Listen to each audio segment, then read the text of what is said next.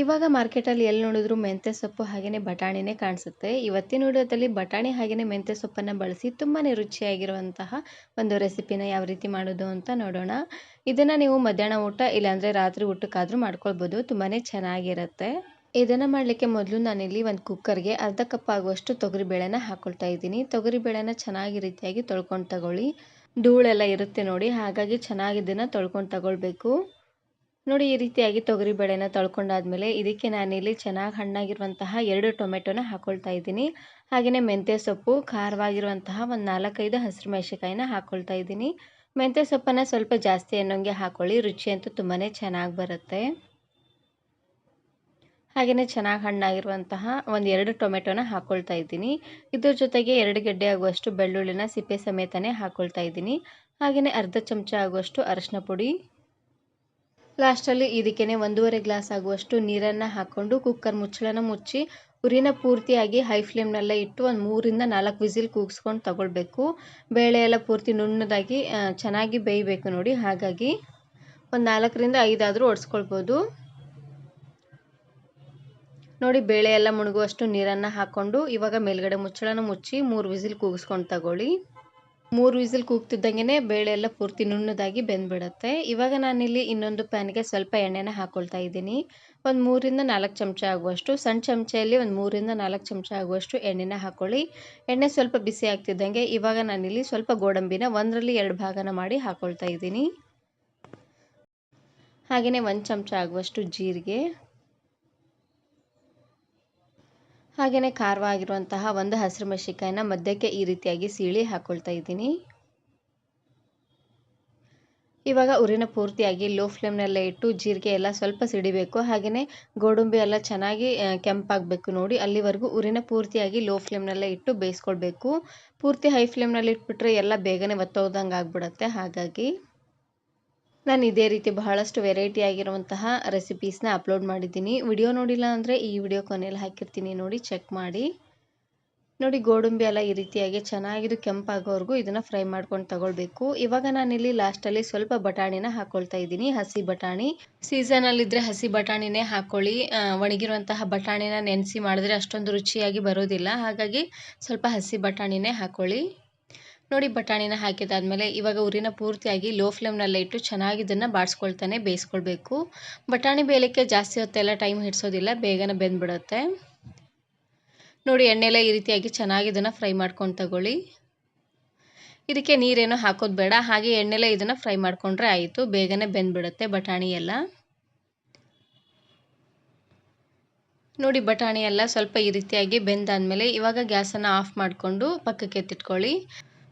ಇವಾಗ ನೋಡ್ತಾ ಇರ್ಬೋದು, ಬೇಳೆ ಎಲ್ಲ ಚೆನ್ನಾಗಿ ಸಾಫ್ಟಾಗಿ ಬೆಂದಿದೆ. ಬೇಳೆ, ಟೊಮೆಟೊ ಹಾಗೆಯೇ ಸೊಪ್ಪೆಲ್ಲ ಇವಾಗ ಸ್ಮ್ಯಾಶರ್ನ ಸಹಾಯದಿಂದ ಈ ರೀತಿಯಾಗಿ ನೀಟಾಗಿ ಸ್ಮ್ಯಾಶ್ ಮಾಡ್ಕೊಂಡು ತಗೊಳ್ಬೇಕು. ಪೂರ್ತಿ ನುಣ್ಣದಾಗಿ ಇದನ್ನು ಸ್ಮ್ಯಾಶ್ ಮಾಡ್ಕೊಂಡು ತಗೊಳ್ಳಿ, ರುಚಿ ಅಂತೂ ತುಂಬಾ ಚೆನ್ನಾಗಿ ಬರುತ್ತೆ. 3 ಅಥವಾ 4 ವಿಸಿಲ್ ಕೂಗಿಸಿದ್ರೆ ಆಯಿತು, ಬೇಳೆ ತುಂಬಾ ಸಾಫ್ಟಾಗಿ ನುಣ್ಣದಾಗಿ ಬೇಯುತ್ತೆ. ನೋಡಿ, ಬೇಳೆ ಎಲ್ಲ ಈ ರೀತಿಯಾಗಿ ನುಣ್ಣದಾಗಿ ಸ್ಮ್ಯಾಶ್ ಮಾಡ್ಕೊಂಡಿದ್ದಾದಮೇಲೆ ನಾವು ಆವಾಗಲೇ ಹಸಿ ಬಟಾಣಿ ಹಾಗೆಯೇ ಗೋಡಂಬಿ ಎಲ್ಲ ಹಾಕಿ ಒಗ್ಗರಣೆನ ರೆಡಿ ಮಾಡ್ಕೊಂಡಿದ್ವಿ ನೋಡಿ, ಅದಕ್ಕೇ ನಾನಿಲ್ಲಿ ಉದುದ್ರಾಗಿ ಮಾಡಿರುವಂತಹ ಅನ್ನನ ಹಾಕ್ಕೊಳ್ತಾ ಇದ್ದೀನಿ. ಅನ್ನನ ಹಾಕ್ಕೊಂಡು ಚೆನ್ನಾಗಿ ಇದನ್ನು ಮಿಕ್ಸ್ ಮಾಡ್ಕೊಳ್ಬೇಕು. ಇವಾಗ ಉರಿನ ಪೂರ್ತಿಯಾಗಿ ಲೋ ಫ್ಲೇಮ್ನಲ್ಲೇ ಇಟ್ಟು ಸ್ವಲ್ಪ ಕೊತ್ತಂಬರಿ ಸೊಪ್ಪನ್ನು ಹಾಕ್ಕೊಂಡು ಚೆನ್ನಾಗಿ ಇದನ್ನು ಮಿಕ್ಸ್ ಮಾಡ್ಕೊಂಡು ತಗೊಳ್ಳಿ.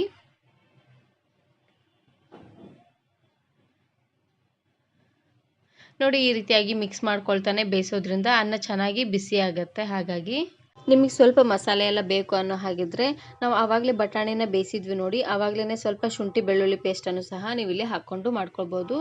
ದಿನಾಲು ಮಸಾಲೆ ಐಟಮ್ಸ್ ತಿಂದರೆ ಅಷ್ಟೊಂದು ಚೆನ್ನಾಗಿರೋದಿಲ್ಲ, ಹಾಗಾಗಿ ನಾನಿಲ್ಲಿ ಸಿಂಪಲ್ಲಾಗಿ ಮಾಡಿ ತೋರಿಸ್ತಾ ಇದ್ದೀನಿ. ನೋಡಿ, ಇವಾಗ ಕಾಜು ರೈಸು ಅಥವಾ ಬಟಾಣಿ ರೈಸ್ ಅಂತೂ ರೆಡಿಯಾಗಿದೆ. ಇವಾಗ ನಾನಿಲ್ಲಿ ಲಾಸ್ಟಲ್ಲಿ ಸ್ವಲ್ಪ ರುಚಿಗೆ ತಕ್ಕಷ್ಟು ಉಪ್ಪನ್ನು ಹಾಕ್ಕೊಂಡು ಮತ್ತೆ ಇದನ್ನು ಮಿಕ್ಸ್ ಮಾಡ್ಕೊಳ್ತಾ ಇದ್ದೀನಿ. ಮೊದಲೇ ನಾವು ಅನ್ನಕ್ಕೆ ಉಪ್ಪನ್ನು ಹಾಕ್ಕೊಂಡಿರ್ತೀವಿ, ಹಾಗಾಗಿ ಸ್ವಲ್ಪ ಅನ್ನೋಂಗೆ ನೋಡಿ ಹಾಕ್ಕೊಳ್ಳಿ, ಇಲ್ಲಾಂದರೆ ಜಾಸ್ತಿ ಉಪ್ಪಾಗಿಬಿಡತ್ತೆ. ನೋಡಿ, ಉಪ್ಪನ್ನು ಹಾಕಿದ ಮೇಲೆ ಒಂದು ಸರ್ತಿ ಚೆನ್ನಾಗಿ ಇದನ್ನು ಮಿಕ್ಸ್ ಮಾಡಿಕೊಂಡ್ರೆ ಆಯಿತು, ರೈಸ್ ರೆಡಿಯಾಗಿ ಹೋಗ್ಬಿಡತ್ತೆ. ಇವಾಗ ನಾನು ಇನ್ನೊಂದು ಪ್ಯಾನ್ಗೆ ಸ್ವಲ್ಪ ಎಣ್ಣೆನ ಹಾಕ್ಕೊಳ್ತಾ ಇದ್ದೀನಿ. ಸಣ್ಣ ಚಮಚದಲ್ಲಿ ಒಂದು 2-3 ಚಮಚ ಆಗುವಷ್ಟು ಎಣ್ಣೆನ ಹಾಕ್ಕೊಳ್ಳಿ. ಎಣ್ಣೆ ಎಲ್ಲ ಸ್ವಲ್ಪ ಬಿಸಿ ಆಗ್ತಿದ್ದಂಗೆ ಇವಾಗ ನಾನಿಲ್ಲಿ ಒಂದು ಅರ್ಧ ಚಮಚ ಆಗುವಷ್ಟು ಜೀರಿಗೆ ಹಾಗೆಯೇ ಅರ್ಧ ಚಮಚ ಆಗುವಷ್ಟು ಸಾಸಿವೆನ ಹಾಕ್ಕೊಳ್ತಾ ಇದ್ದೀನಿ. ಜೀರಿಗೆ ಸಾಸಿವೆ ಎಲ್ಲ ಚೆನ್ನಾಗಿ ರೀತಿಯಾಗಿ ಚಿಟಪಟ ಅಂತ ಸಿಡಿದಾದ್ಮೇಲೆ ಒಂದು ಎಸಳಾಗುವಷ್ಟು ಕರಿಬೇವು ಸೊಪ್ಪನ್ನು ಹಾಕ್ಕೊಳ್ತಾ ಇದ್ದೀನಿ. ನೋಡಿ, ಸ್ವಲ್ಪ ಕರಿಬೇವು ಸೊಪ್ಪೆಲ್ಲ ಈ ರೀತಿಯಾಗಿ ಚೆನ್ನಾಗಿ ಫ್ರೈ ಮಾಡ್ಕೊಂಡು ತಗೊಳ್ಳಿ ಎಣ್ಣೆನಲ್ಲೇ.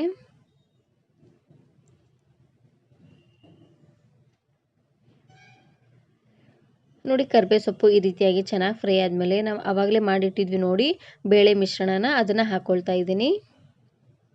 ನೋಡಿ, ಬೇಳೆ ಎಲ್ಲ ಹಾಕೊಂಡಾದ್ಮೇಲೆ ಇವಾಗ ನಾನಿಲ್ಲಿ ಲಾಸ್ಟಲ್ಲಿ ರುಚಿಗೆ ತಕ್ಕಷ್ಟು ಉಪ್ಪನ್ನು ಹಾಕ್ಕೊಂಡು ಚೆನ್ನಾಗಿ ಇದನ್ನು ಮಿಕ್ಸ್ ಮಾಡ್ಕೊಳ್ತಾ ಇದ್ದೀನಿ. ಇದನ್ನು ಮತ್ತೆ ಏನು ಬೇಯಿಸೋದು ಬೇಡ, ಚೆನ್ನಾಗಿದು ಬೆಂದು ಎಲ್ಲ ಸ್ಮ್ಯಾಶ್ ಮಾಡ್ಕೊಂಡಿದ್ದಾದಮೇಲೆ ಸ್ವಲ್ಪ ಒಗ್ಗರಣೆನ ಮಾಡಿಕೊಂಡ್ರೆ ಆಯಿತು. ತುಂಬಾ ರುಚಿಯಾಗಿರುವಂತಹ ದಾಲ್ ಕರಿ ರೆಡಿಯಾಗಿ ಹೋಗ್ಬಿಡತ್ತೆ. ನೋಡಿ, ಈ ರೀತಿಯಾಗಿ ಚೆನ್ನಾಗಿ ಇದನ್ನು ಮಿಕ್ಸ್ ಮಾಡ್ಕೊಂಡು ತಗೊಳ್ಳಿ. ಇವಾಗ ತಾನೇ ಉಪ್ಪು ಹಾಕಿದ್ವಿ ನೋಡಿ, ಹಾಗಾಗಿ ಲಾಸ್ಟಲ್ಲಿ ಸಣ್ಣ ಕಟ್ ಮಾಡಿರುವಂತಹ ಕೊತ್ತಂಬರಿ ಸೊಪ್ಪನ್ನು ಮೇಲ್ಗಡೆ ಉದುರಿಸಿದ್ರೆ ಆಯಿತು. ತುಂಬಾ ರುಚಿಯಾಗಿರುವಂತಹ ದಾಲ್ ಕರಿ ರೆಡಿಯಾಗಿ ಹೋಗ್ಬಿಡತ್ತೆ. ದಾಲ್ ಕರಿ ಅಥವಾ ದಾಲ್ ಮೇಥಿ ಕರಿ ಅಂತನಾದರೂ ನೀವು ಇಲ್ಲಿ ಕರಿಬಹುದು. ಇದನ್ನು ನೀವು ಬೆಳಗಿನ ತಿಂಡಿಗಾದರೂ ಮಾಡ್ಕೊಳ್ಬೋದು, ಮಧ್ಯಾಹ್ನ ಊಟಕ್ಕೆ, ರಾತ್ರಿ ಊಟಕ್ಕಾದರೂ ಮಾಡ್ಕೊಳ್ಬೋದು. ತುಂಬಾ ರುಚಿಯಾಗಿರುತ್ತೆ ಅಂತಲೇ ಹೇಳ್ಬೋದು. ಹಾಗೆಯೇ ಮಕ್ಕಳ ಲಂಚ್ ಬಾಕ್ಸಿಗೂ ಸಹ ನೀವು ಇದನ್ನು ಮಾಡಿ ಕಟ್ಬೋದು.